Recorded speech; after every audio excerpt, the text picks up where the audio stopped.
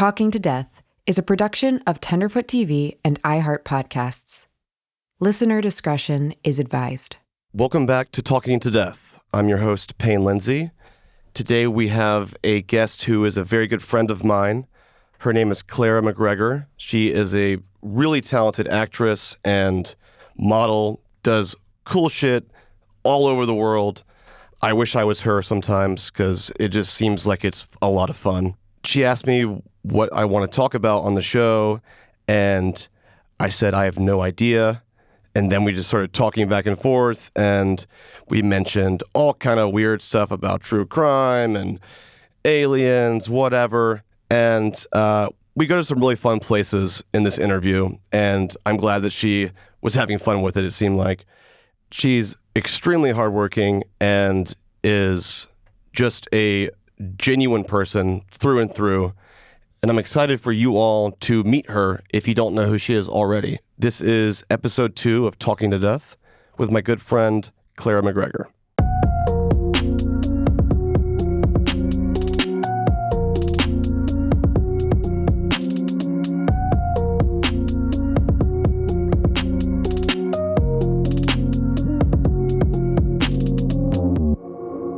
I want to talk to you about American Horror Story first. Yeah. You're in the New York season, the Yes. NYC season. Uh-huh. You crushed it, by the way. Thank you. I really enjoyed your role. And I'm not going to lie, you really look like you're from that time period. I don't even know what that means exactly. Well, it's a compliment to me, so okay, thank you. cool. No, yeah. it is. It's supposed to be. And you know, so I don't know what that even means. It's just it's a look or something, but you pull off all the clothes from that time period, and it's super cool. But what was that experience like being in some sort of, I mean, it was about a serial killer in New York City. Yeah. And, you know, what was it like playing in a horror series like that? I mean, at first it was such a great experience. It was so much fun. And on a production like that, on Ryan Murphy's productions, the worlds that he creates are so real as the actor who's standing there, even with the crew behind you, like you're looking down a New York street and everything in your eyesight feels like that time period. So that was huge. And also what's funny is like I had gotten the audition, which was just like one scene. There was no information about it at all. Really? No. They just give you a piece of paper and they go? Yeah. It wouldn't, nothing about the season or the time period. And when I went in for my fitting, I still didn't know anything about it. And I did the whole fitting and I was like, yeah, so it's current day. We could probably keep some of my tattoos. And they're like, no, this is the late 70s, 80s.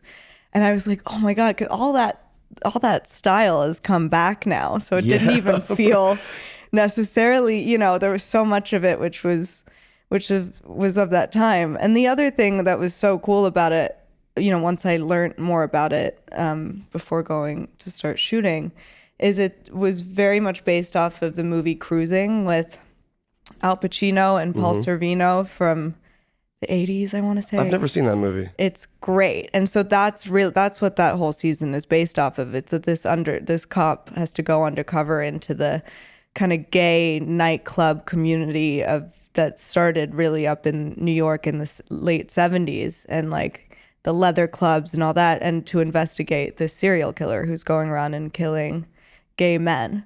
And it's dark, and it was actually a pretty controversial film because it definitely portrays some extreme sides, I think, of that world. But ultimately it's this gritty kind of great story. So I was a fan of that movie, and I think we've also come a long way with films about the gay community, but it was something kind of cool for its time. So it was really exciting to be able to step on set, and there was a lot of like direct references to that movie, which was super cool. And then working with Sandra Bernhard, who's an icon, and I feel like being an actor is hard. Like, and maybe like, what is it like really? Is it exhausting? Or is it I don't know, or is it energizing to you?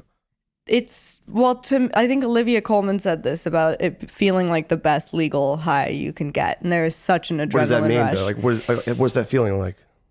it's just adrenaline. And I don't know, being on a film set is incredible. Seeing all of the moving parts come together and every single person on that set having such a crucial part in getting the story told, you know. When you're in a scene, are you like emulating the character? Are you feeling like that character in the moment? Or are you projecting it? Or are you thinking about lines and movements? Or what's going through your head? I think what I try to do the most is bring myself to the scene first, just living truthfully in that moment. How right? so?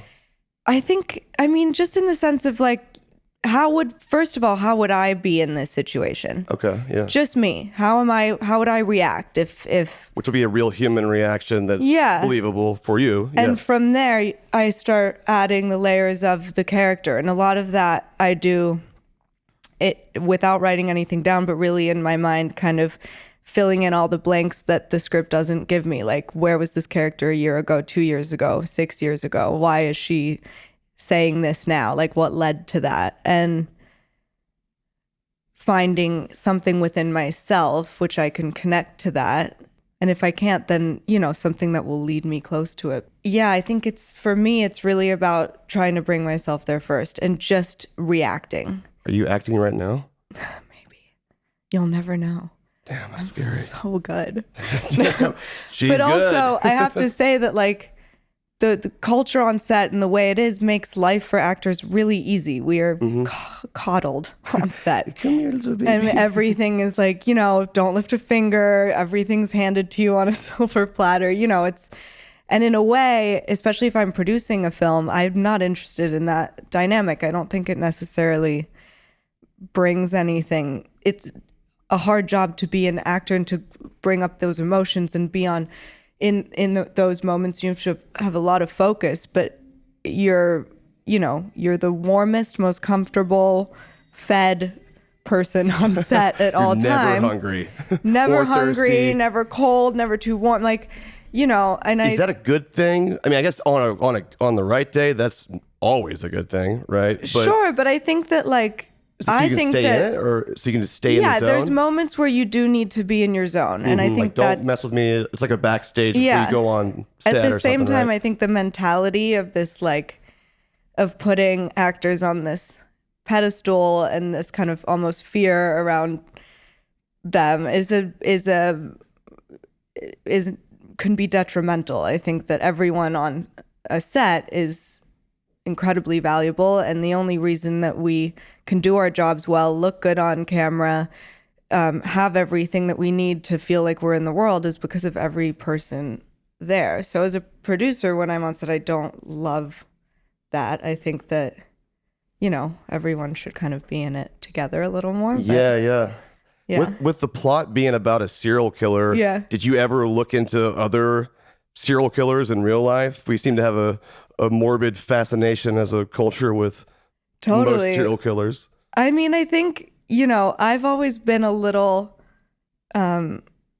squeamish, or what's the right word? Like, fearful in general. I mean, that's probably a good thing. Yeah, I think we all should be a little bit. Yeah, I think with watching horror movies or anything scary, and especially like true crime stuff, I think even as it freaks you out a little bit. It freaks me out a little bit. So it has to be in the right time and place. You don't fall asleep to it like some people do. Some people are so my little sister Jamian will just sit there and just listen to that as she falls asleep. And does it scare you because it's real and it starts making you think about your real life and just possibilities and scenarios or something? I have an anxious brain. I'm an anxious person already.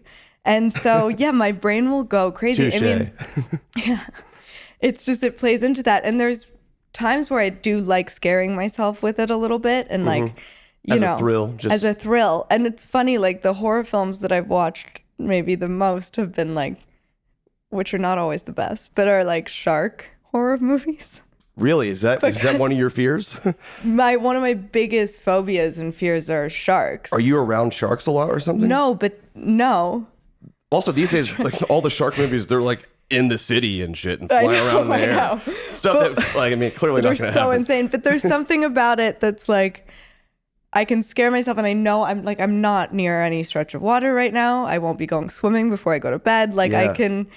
That's like a human instinctual fear. Like, sharks will kill you. Yeah. Right. And I think we know that. Jaws and movies like Jaws, and especially Jaws, kick that off. Yeah, it's really created that fear, right? That's probably the foundation of our fear, really. Absolutely. And then you have movies like Blair Witch Project, which created the fear of nothing at all, and just like the which led to Paranormal Activity, but just the dread of something being there that you can't see. And so it's funny how that can, I think even with birds, with Hitchcock, the flutter of a bird's feathers after that, watching that movie becomes such a terrifying. He was one of the masters of the dread, right? Yeah. Oh my God, completely. It's the thing that I found is what's scariest to me and most people, I feel like, is everything that's leading up to what's around that corner. It's the anticipation. Yeah, like once you see the monster, the gimmick's up, right? Right, and that's what made Jaws so good, is their animatronic shark broke down the first week of filming, and it was meant to be in the whole film. Damn. And so they literally could not use it until the last 3 weeks of shooting. I didn't know that. That's wild. And it made the movie That's why he's a much goat. better. Yeah, And Spielberg was really young when he made that. And they were all like, the shark broke down. Everyone was like, he's going to butcher this. But it made the film brilliant, because it's just that music, and it's not seeing it, not knowing where it is. And I mean, obviously, I don't want to go in a shark cage or whatever. I don't want to go swim with sharks. I don't want to be in some place where, hey, there's a lot of sharks around here, but we're just all willy-nilly in the ocean. But I'm not really scared of them, because I'm just never going to find myself in that position. I know, it's true. And it's funny, like I scuba dive. I learned how to scuba dive when I was young, and I don't even want to do that. That doesn't scare me. The minute I'm down underneath, I'm good. Anything on the surface, like surfing, snorkeling, swimming on the surface, because I know like a lot, and I have so much respect for sharks, and they also do fascinate me. Right. But I just know too much, and maybe it's Shark Week fucked me up. But it's game over. Yeah, and they attack from below, so I don't like being on the surface. I guess I do have a fear of sharks, because I was about to say that I don't ever want to go scuba diving either. I don't really want to be in this tank and like have to breathe through this apparatus and be like, like underwater. No, like I'm not supposed to be here, I don't think. I know. It's funny. I haven't done it since I was a lot younger, and I wonder now if it would be. I mean, it looks badass, I'll say. And like, if I got over that fear, it'd probably be a bucket list thing, right? Yeah, I think it's pretty amazing being down there. It gives you a different perspective, just like being very high up does, Have you ever gone skydiving? No, I would love to though. It's like, I have a fear of it, but I have more of a fear of regret of not ever doing it. Does that make sense? Yeah, I've done it one time, and I'll say it was absolutely terrifying. And if you've never done it, this is how it felt to me. Yeah. The person before me went, and I don't know if it's just like cartoons or something that made me think this, but because there's clouds everywhere, I don't know. I didn't think you'd fall so fast. And that you'd feel the... I was like, oh my God, they're gone. And does it feel like that when you jump out? Yes. It feels like, I mean, most people, unless you've like been skydiving, you've never felt that roller coaster feeling, that drop, for more than like 1, maybe 2 seconds tops, right? And so it's about 15 seconds that you free fall, which doesn't sound like a lot, but go count to 15 and you'll be like, holy shit. It just doesn't end. And you're like, oh my God. Yeah. I feel like the flight up to just the lead up, even the night before, would be so much anxiety for me. Vegas too. And like one of my friends convinced us to do it at like 3 a.m, and we were all like, yeah. Then I'm like, it's 7 now, we're going. I'm like, we're actually doing this for real? And we're in this cab, and I'm like, oh my God, guys. I almost did it when I was in Australia. I was traveling the summer after my first year of college, and I was with a friend of mine who wasn't the nicest person, and she convinced me to just say yes, and then I just thought, I don't want to die with just you here, like so far away from home. I didn't tell her that, no. But I didn't. No, I didn't do it. I pussied out, but I think at some point maybe. So sharks scare you. You haven't been skydiving. I mean, I'd do it once. I'll scuba dive once if you skydive once. I think that's fair, right? Fair. Let's do it. You I'll go let down, you know how I'll much it go sucks, up. and vice versa. So those things scare you. True crime kind of freaks you out. Yeah, and there's been some things that I've really gotten into, like some obviously great. I think Netflix kind of kicked off the true crime documentary style thing, like with Making a Murderer, which I thought was fascinating. And once I start, I have a really hard time kind of getting out of it. Did you watch the Dahmer series? The Ryan Murphy one on Netflix? I have not seen that yet. No, I found it fascinating, which maybe that means I'm fucked up. No. But I've that's something I would watch. I do find, we know a lot about Dahmer, but then there is something intriguing about watching it played out in a non-documentary style way as well, Why do you think we're so obsessed with dark people like that? I don't know. I think it's maybe part of human nature. It's the fact, like, when you can't look away from a car crash, it's curiosity and adrenaline rush, fascination with the human mind and how twisted it can get. How can you do that? And how can you? Trying to understand that. Yeah. How you could get there, or how someone could do something so heinous. Yeah, because I think for most people. I hope anyway. Right, yeah, I think it is such a foreign concept to be able to do something so horrific or create pain. And then the fact that with a lot of serial killers, you see a complete lack of empathy or regret, or, which is, they're sociopaths and psychopaths and stuff. And that disconnect is so unhuman that I think we're fascinated by it, because it's foreign and it's so strange. A lot of people idolize like serial killers and stuff. Yeah. I mean, not a lot of people, but some people. I mean, they write them letters in prison and stuff. Yeah. But I think in real life, I think it's just the allure of this darkness that's so foreign that's a way now that's never going to come get you now, right? Yeah. But I think they're all just losers, man. They probably are just. Obviously, but like they were never anyone you would associate with anyways, right? No, or probably not that you'd want to, which, and maybe often, societal rejects, people that have been rejected by society. Which maybe that's a problem, and then we should, I mean, there's all these problems, and also obviously. Not bully kids, right? Like, obviously, and just the mental health crisis that we've always had, and especially in countries like America, where there's no mental health care and certainly no, general health care, but that we don't acknowledge that in children as much, and that children don't get as much psychiatric help, and because it's not available and not affordable. And so a lot goes ignored. And so people end up that way, or some people are born that way. I mean, it's like what creates a serial killer. I'm sure there's just a lot of reasons and a lot of if your kid's cutting up animals in the backyard, maybe look into that. And it's like that doesn't happen every time, clearly, but in Dahmer's case, I think it did. Right. And so they definitely enabled that, allowed that to and it was worse. A different time where I think we didn't really know there was no blueprint for looking at what could potentially go wrong to that degree like that. No, and I think that's even more recent is also, studying children's psychology and finding the root of that and what builds empathy, and is that something that you can build, like grow if you don't have that, or is there whatever that is. Or you see a lot of, especially with men who have been rejected by women. That seems to be a common thread. It's such a common thread. And whether on the small scale of domestic abuse or just the idea of that even. Yeah. Right? And then, all or the way their mom or something, right? Yeah. There's a lot of like mommy issues the being rejected and then being angry and so insanely angry to a different scale that you want to take that out by harming, women or whatever that is.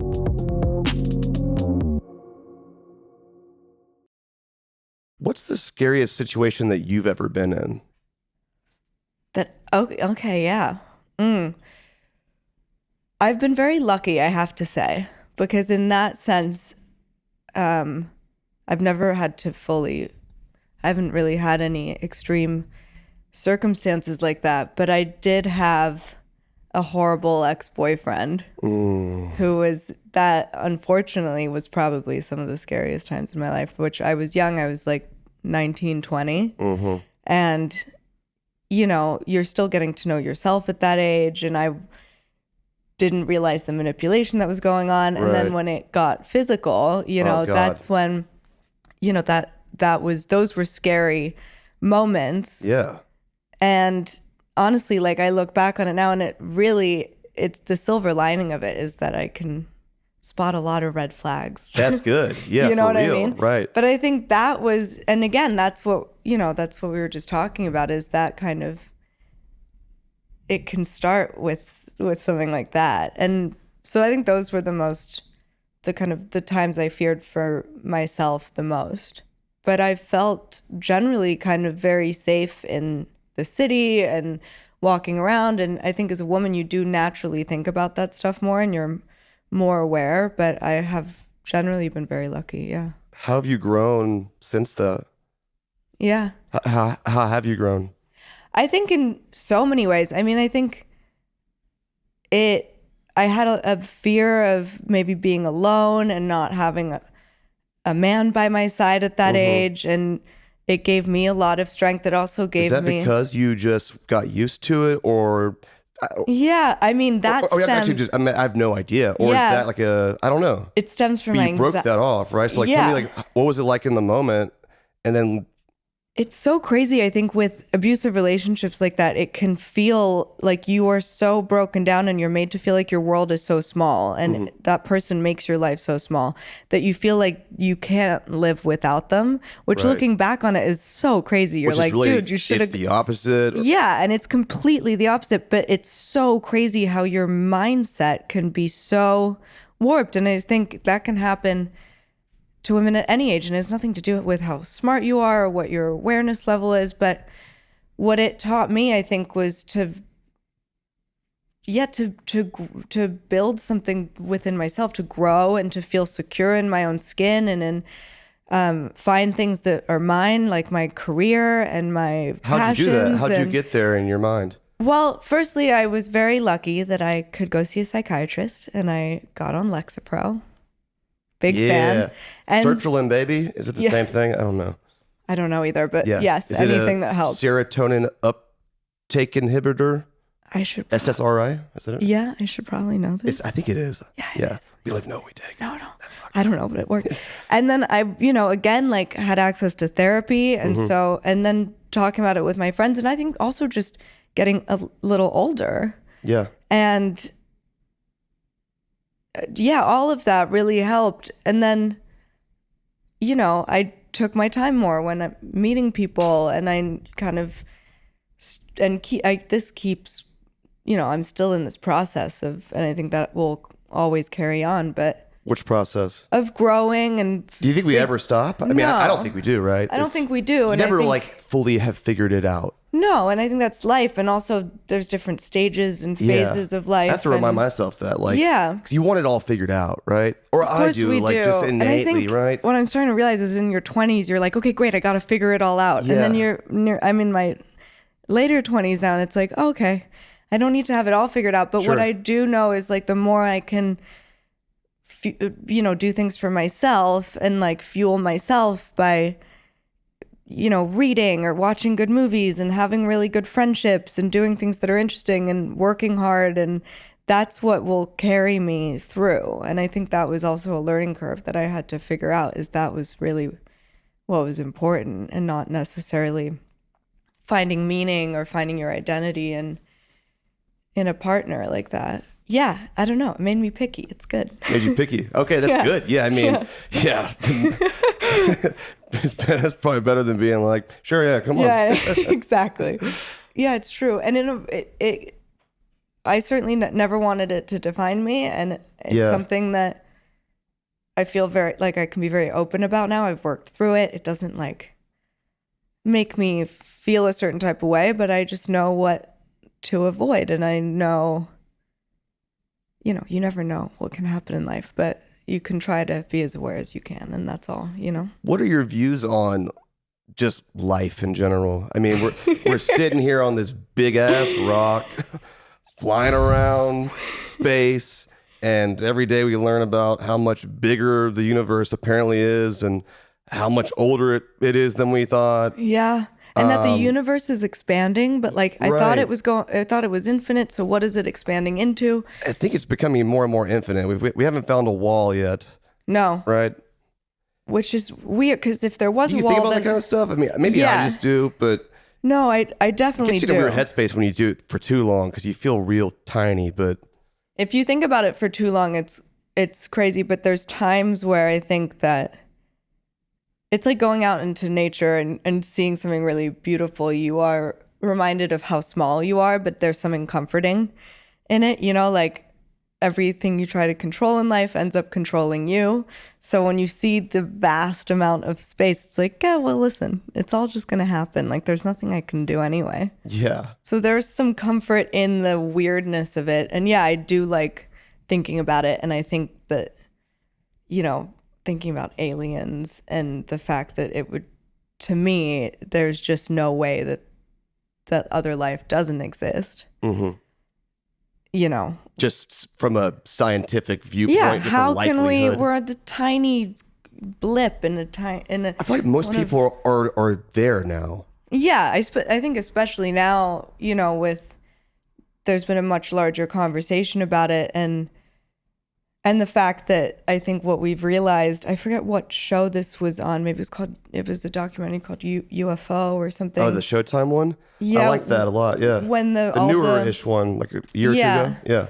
But they were kind of talking about how the myth of the alien, the little green man, was really kind of created by governments Yeah. to make it a myth so that we wouldn't think about it. And Right. that it's like, no, these people are all crazy.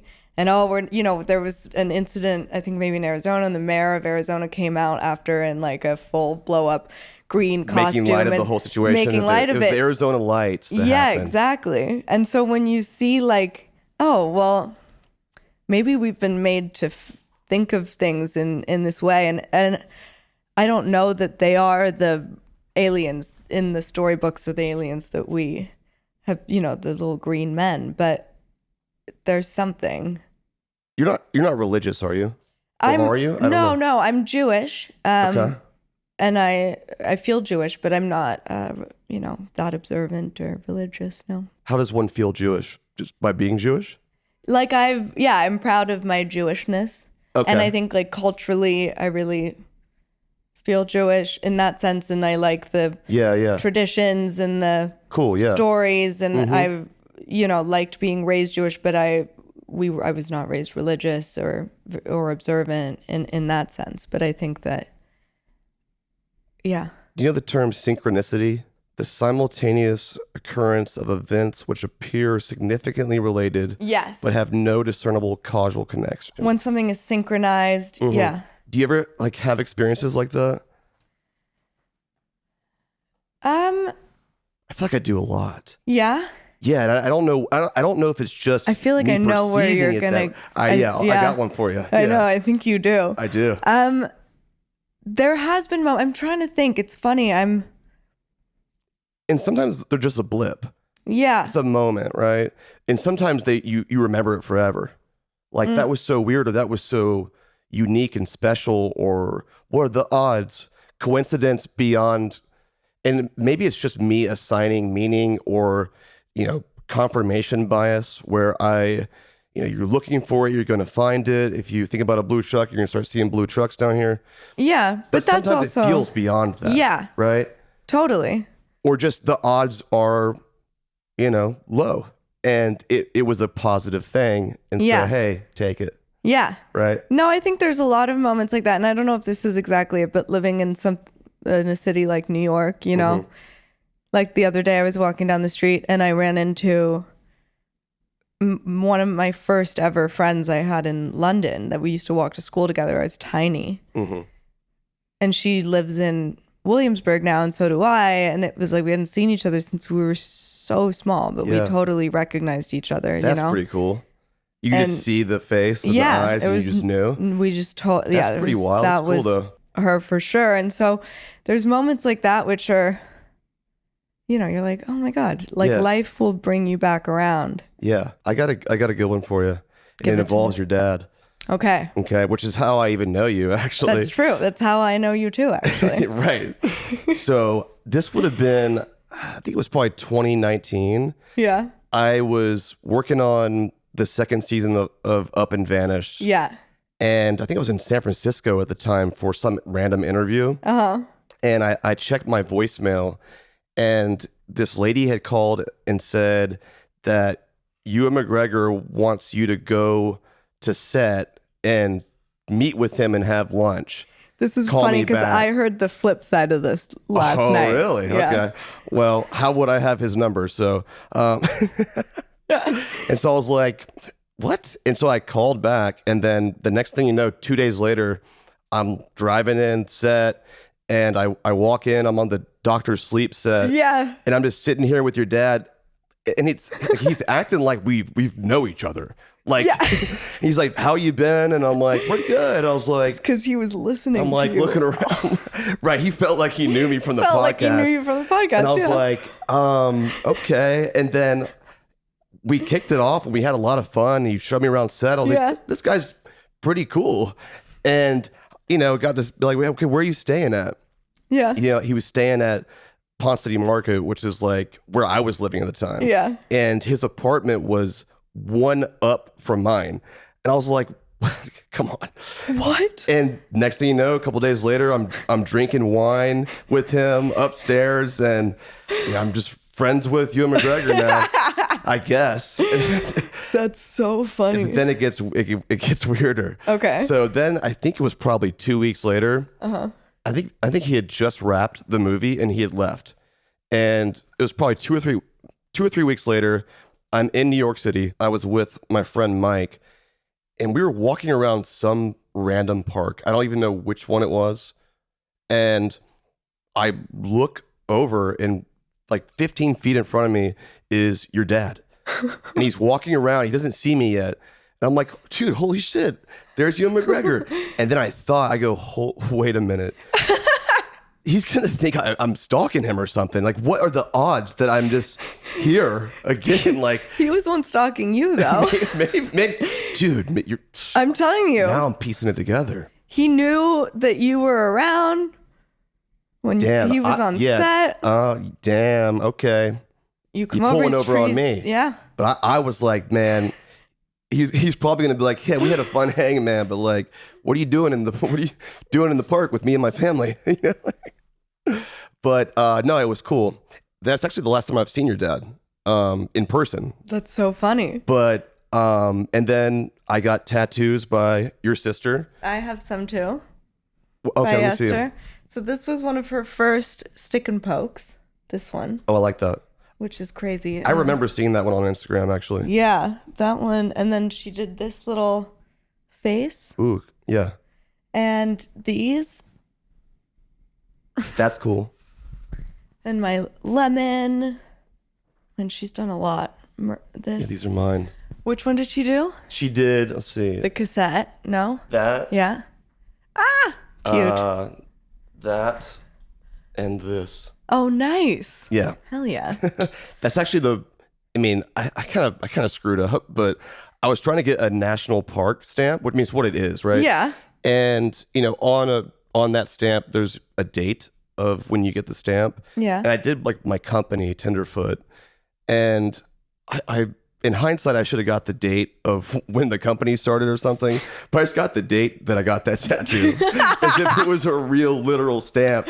So but at least I know my first tattoo was given on August 8th, that 2021. Was your first one? Very first one. Wow. And I flew up to New York City just to get it. Esther gave you your first tat. It was cool. Hell yeah. Yep. That's a proud older sister moment. Yeah, it was dope. Yeah. And I've been wanting to get more ever since, but I was hoping to do it this time. Next time I'm doing it, I'm gonna put it on the books. Yeah, put it on the books. Yeah. But no, my dad was telling me last night he was such a fan of your podcast and was listening to it all the time with Mary, because I think you met Mary then too. And so they were just, they felt like they knew you. And he was like, and we got him to come to set.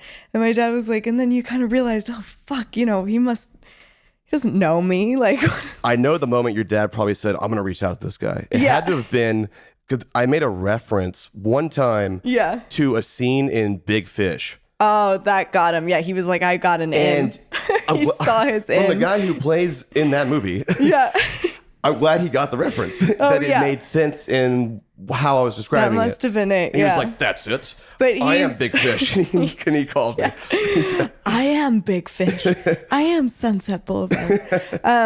But listen, when he heard that we were doing this today, he was like, let me know when you're done. I'm coming by. That's amazing. Yeah. One of my friends is going to be super jealous. And it's actually our mutual friend. He's like, whenever you see Ewan again, I better be there. And I'm like, dude, I don't even know when that'll be. Like, and then sure enough, it's today. And it's his like childhood best friend. So yeah, sorry, Austin. Next time. He wants to talk about motorcycles with your dad. Yeah. He's into that.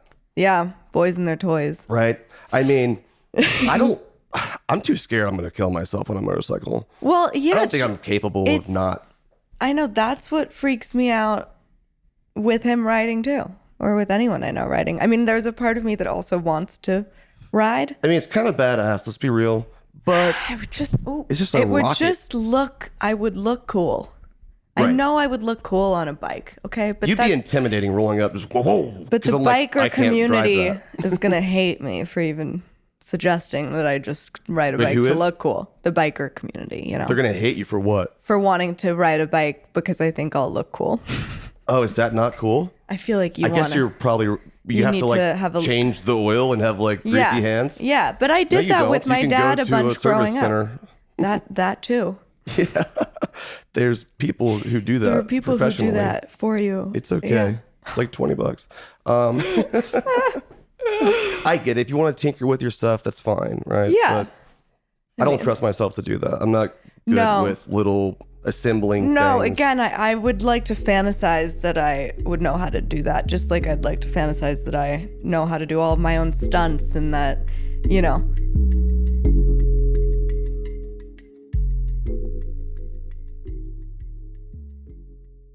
If there was another version of yourself in a different dimension, or like, is it a cooler or lesser she's way version? Cooler. Way cooler? Way cooler than me, yeah. You're like the mid-level version of yourself? Yeah. Like it just barely cracking the potential you got? No, yeah, we could like do a lot cooler. And I don't even know what that is because otherwise I would be doing it now. Right. But it's like, Yeah, no, it would, it'd be cool. It would be very badass. I mean, If you could write your script and just make it happen, right? What would you want to do for the rest of your life, or what moments would you like to achieve, or do you look at it like that? Or of course, I mean, I think with acting and when you're starting out, especially, there's always, things that you want to do. And what's cool, I think, about being an actor is you can step into the shoes of so many different people and walks of life and kind of in a much different way, of course, just kind of explore that or learn about it. And so that's always exciting. When people are like, what's your dream role? That will always change. I want to do great projects. I mean, so does everyone. Like, I want to do good, like that. Great work. There's also a part of me that wants to do like a really cheesy action film. Like, I do want to be like Fast and Furious? Yeah, but maybe, okay, like ideally, like, like a Bourne Ultimatum kind of vibe. Like, it's cool. What would the next Bourne be called? What would they're all... Bourne McGregor. Damn, that's tight. And they just swap out your dad. No, it's just me. Oh, it's you. Yeah. That'd be cooler. Yeah. It would be cool. So on some like Trinity from the Matrix shit. Yeah, exactly. You know what I mean? Just like, yeah. Whoa. I think just, I know I'm definitely not pro gun at all, but in the vein of an action-y film. But I want to shoot a gun. Guns, I want to have I want to get all fucked up and be fighting I'm not people. pro, but give me that thing in an action movie. Let me go. Yeah. I want to do stunts. I want to, but that's... I mean, that's my like little... the classic Hollywood totally. And thing, right? It's funny because it's not even necessarily like my favorite types of movies aren't those movies necessarily, but I feel like I'd have a great time. What's it like having a famous dad that a lot of people admire, and to them he's this character in this movie, and they're fans of that. And I mean, growing up in that, I mean, it's probably a question you get asked a lot, but as someone who doesn't have a famous dad, who people like, you know what I'm saying? Yeah. What is that like? And how does that shape how you do things, or has it, or can you even realize it at all? I think that what my parents did and what my dad did is they always kept his career and his work very separate from us. We weren't really in the limelight in that way. He was going to work. That was his job. And we, lived I had a childhood that felt very separate from that. And, what comes with that is, first of all, an immense amount of privilege, that I grew up in, that was wealth privilege, but also the celebrity privilege of my dad. And so when people are like, is it hard to have a famous dad? I'm like, no, it's not. No, it's first of all, cool. I love my dad. I think that I mean, he's a genuinely good person. I think so too. And if you don't know him, he is a through and through. So I've never wanted to distance myself from that. He is my dad. And like, when it comes to, the whole Nepo baby thing, I get it. I get the frustration. I have had a lot more opportunities that have opened up because of who he is. That's undeniable. And for those who don't know the term Nepo baby, what does that mean? Nepotism, just doing what my father does. And I think that I absolutely get that. And there is a privilege to that. And all that, what I want to do is that I love what I do. I love acting. I love being on a film set so much. And it has... growing up around it definitely, made me fall in love with it for sure. And all I really want to do is just be very good at what I do and keep getting better and better and do good work and be good. And I think a lot of things are made easier because you do have a famous parent. And do you look at your dad's journey and think about your journey and how you navigate what you're doing? I think any journey in any kind of creative industry, especially in Hollywood, it's like you can't compare. Things happen so differently. My dad's career started for him very young, and everything is at a different pace. I think I admire a lot of his work, but it's definitely a different time now. There's and I'm just, it's definitely a different... We've already had a very different career thus far. So it's a different world now too, right? And it's a completely different world. And so you're starting now in anything versus 10 years from now or 20. It's going to keep changing. Completely. And, I made a movie with him, which I produced. Which is so cool. Co-wrote and got to act with him. And that was so fucking great. I mean, when's it come out? When can we watch it? Soon. We've closed distribution. We're locking in some things right now, but we'll have a date very soon and it will be accessible. But that was something that, I got to build and I got to then do with him. And just as a person, getting to spend that much time with your dad as an adult is cool and doesn't really happen often. So I love seeing that can happen, right? At all. I mean, the stars could ever align in any situation where this could happen. Yeah, and I think that's cool. And it gave me a deeper, right? exactly. Yeah. It gave me such a deeper appreciation for his work too. Just actually acting with him, I was like, oh shit, okay, you're really dropped in. You're listening. Your dad, he's like in the zone. He's in the zone. Big fish. So those are all great, and I feel very lucky. And I mean, at the end of the day, he's my pops, and I don't want to deny that or have to distance myself from that.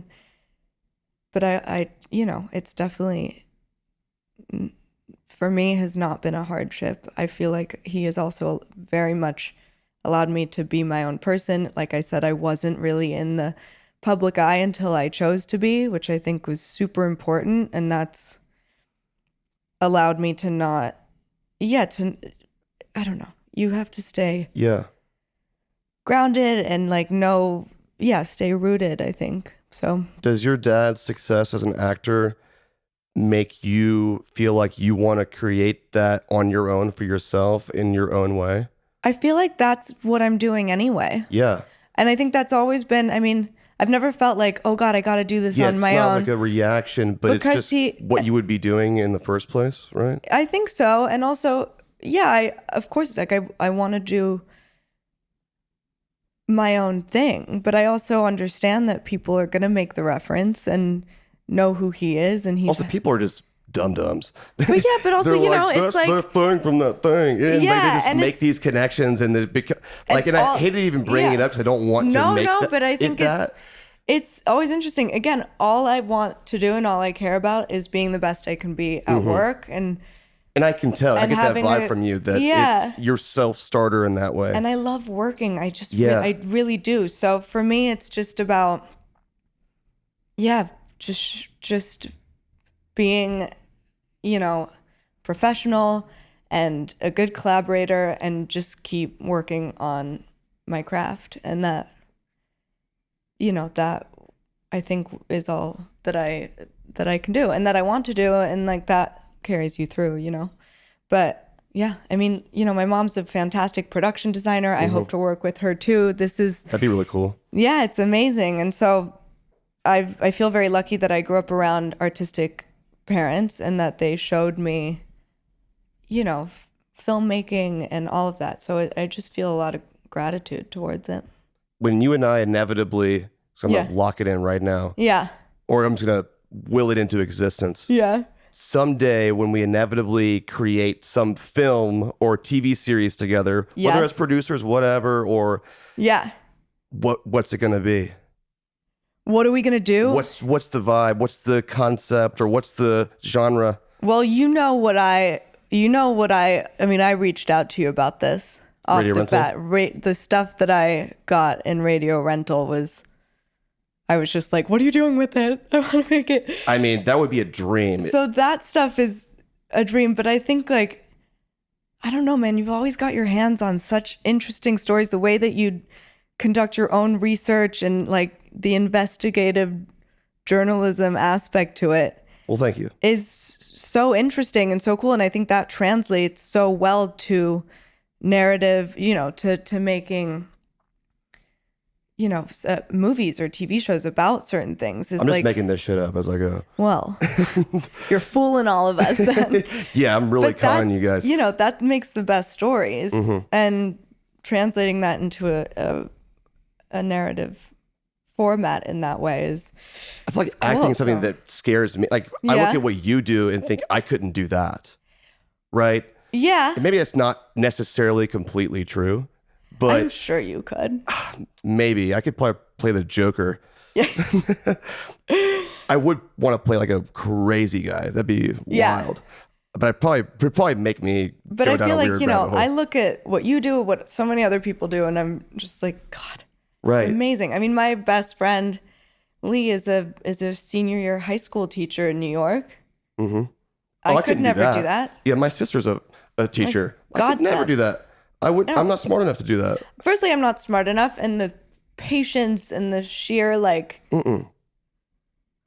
goodness. We should pay them more. Seriously. Or give them school supplies or something. Money. What the hell? Why am I buying my sister school supplies? Yeah, seriously. Pencils? Guys, come on. Come on.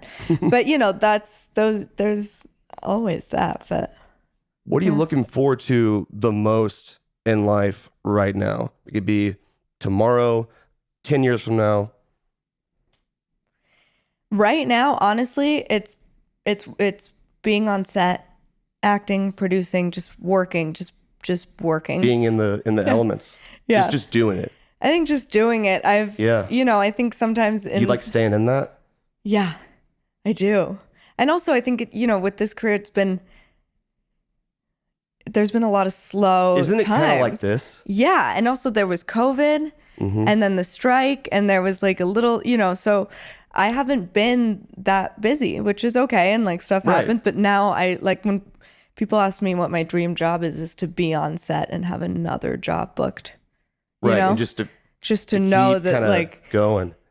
So I'm really excited for that. I feel like what I'm doing with my production company, with my producer Vera Boulder, is always exciting. There's always new things that we're doing, and yeah, just getting out there. I don't know. I'm really also just enjoying my later 20s. Yeah. I feel good. That's awesome. And yeah. Just want to keep moving forward and doing the thing. Yeah, keep doing that. I want to learn Spanish. I need to do some. I mean, I wish I took it was high school, but I didn't retain any of it. Me neither. I speak French, which is terrible. So I figured, I'll take Spanish and I'll learn Spanish just as easily as I learned French. But French was given. I do, but I was given French. It was like my first language. My mom just gave you French to me. And just installed it into your head. Yeah, like my mom spoke. Wish. I know, right? It'd be awesome. But I never had to think about it. It was something that I just grew up. Yeah.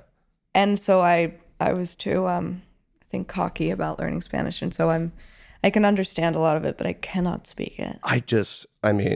My brain just will not. I mean, I could do it, but I'm like, what is this? Yeah, right. I'm confused. And I was like, that's so lazy, man. Figure it out. Well, before you turn 12, before the age of 12, you can learn every language on earth. You're like a sponge, and then it becomes. And then it's like 12 in one day. Yeah, I should have stuck with the piano, all of these things. I mean, we can rock really. Stars. Yeah, we could have a whole band. We could have had a band. Damn, in hindsight, that'd been cool. That would have been cool. Yeah. So the movie that you have with your dad, I'm not sure when this comes out yet. So in the event that it comes out around that time, if not, I'll cut this, but just tell me the name of it and just kind of what the premise is. It's called You Sing Loud, I Sing Louder. Mm-hmm. It's a movie about a father-daughter who take a road trip through the desert. It's a family dramedy.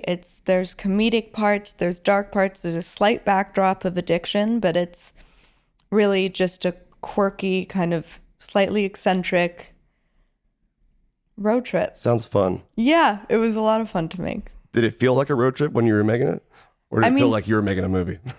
A bit of both, but so much of our driving stuff, we were just driving on roads out there. And so, yeah, a lot of it, we felt like we were really out on the road, which was very fun. Where'd y'all film it at?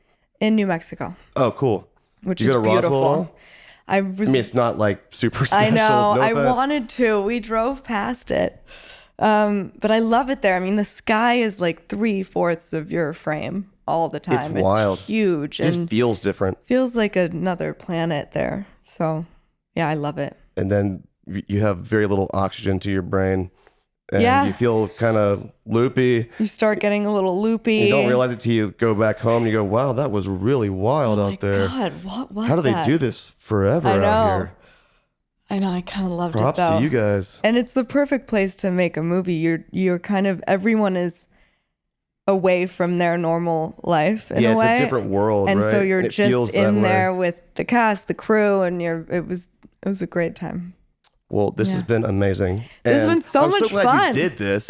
Are you kidding? I mean, I was just like, I don't know. You should have seen the text I sent my friends when you asked me. I was like, really? I'm going to be. You're like, haha. I am, you're not. Exactly. I made my dad jealous, so it was a win all around. No, seriously, thank you so much. Of course, this has been a blast. We should do it again soon. Anytime. Awesome. Anytime. And come to Atlanta. Come hang out with us. I'm going to come to Atlanta. Okay, cool. Yeah. Deal. All right.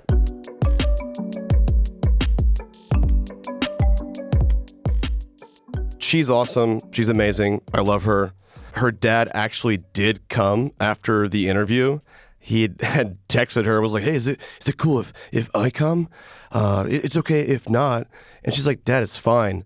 Also, totally weird that it's Ewan McGregor we're talking about. But this guy is so genuine. Her other sister, Esther, gave me a lot of the other tattoos I have on my arm. I just strangely have this organic connection with the McGregor family out of nowhere, but I'll take it. It's amazing. They're great people, and I'm just happy that they're in my life. I'm about to low-key flex, too. I'm just bad at returning phone calls. I'm a texter, obviously, but I'm constantly on Do Not Disturb. And some people are actually offended by that when they see the whole Do Not Disturb thing on the iMessage. Don't be offended. Everyone sees that, not just you. I check my phone enough to where it's okay. I will see it pretty soon. I just don't like the anxiety of the ding. I just can't do it. Ewan actually called me a few days ago. Whenever we met in the lobby after Clara's interview, he was like, "Yeah, what'd you guys talk about?" And she's like, "Yeah, we talked about this and that and UFOs and aliens." And then I kind of saw Ewan's eyebrows go up a little bit. And I was like, "Hey, do you believe in extraterrestrials?" And he kind of was like, "Yeah, maybe. I don't know." And I'm like, "Okay, well, I have a show that I put out recently called High Strange, where I take a real objective, investigative approach to the topic of UFOs and aliens and what's true, what isn't, what the hell is really going on." And so I was like, "Hey, shameless plug, if you want to check out this show that I made, tell me what you think." And sure enough, he actually listened to it, unlike I do most of the time. I'm like, yeah, I got you. And I'm so sorry for everyone I've said that to. But he actually listened to it, and this is how nice this person is. And I just finished High Strange. Fantastic, man. I really enjoyed it, and I feel like my mind's blown. I watched a couple of documentaries about the subject, and I really enjoyed your podcast. Brilliant. Well done. I'll take it. First of all, thanks for actually listening to it. Now I just want to pick Ewan's brain about what he thinks. I mean, he clearly went down the rabbit hole, said he watched other documentaries and shit. Just a good human. If you ever get the chance to meet this person, he's just as real as it gets. I'm just a fan of him, and the fact that he's a fan of anything that I've ever done kind of hurts my head to think about. I don't really compute that, but I feel flattered as hell. So Clara, Esther, Ewan, love you all. Stay tuned next week for a really exciting guest next Wednesday. Cheers. Talking to Death is a production of Tenderfoot TV and iHeartPodcasts, created and hosted by Payne Lindsey. For Tenderfoot TV, executive producers are Payne Lindsey and Donald Albright. Co-executive producer is Mike Rooney. For iHeartPodcasts, executive producers are Matt Frederick and Alex Williams, with original music by Makeup and Vanity Set. Additional production by Mike Rooney, Dylan Harrington, Sean Nerney, Dayton Cole, and Gustav Wild for Cogito. Production support by Tracy Kaplan, Mara Davis, and Trevor Young. Mixing and mastering by Cooper Skinner and Dayton Cole. Our cover art was created by Rob Sheridan. Check out our website, talkingtodeathpodcast.com.